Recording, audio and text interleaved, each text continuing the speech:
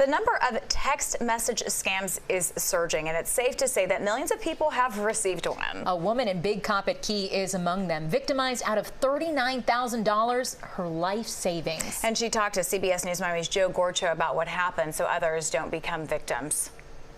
So in my panic, I called the number. This is the text that frightened a woman from Big Coppitt Key. It appeared to be from Apple. She told me she felt she needed to act swiftly to maintain the security of her bank accounts. Sitting in my car, I listened as she described the start of her financial scam nightmare. He knew my name. I can't remember all of the steps that he's showing me through, that my phone was hacked.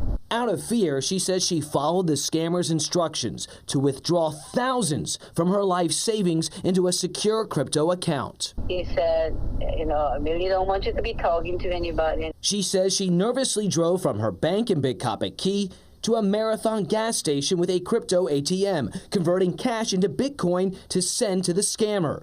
From January 14th to the 17th, she repeated this 3 times, staying in constant contact. He convinced me, so I just believed it. I panicked. I did whatever they told me to do. When did you realize that you weren't really protecting your money, you were losing your money? Friday, after all it was done, of course I can't reach him. So at that moment, my heart sank. I cried. I threw my hands in the air. I told my husband.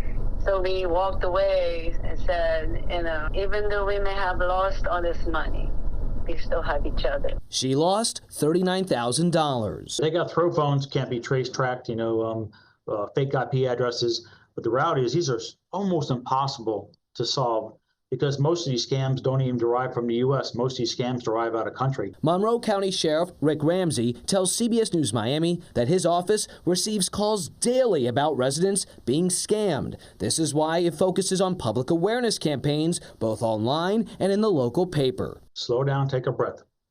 Act with logic, not emotion. They're trying to prey on your emotion. While scammers still use the phone, they are increasingly using text or email to gain access to your identity.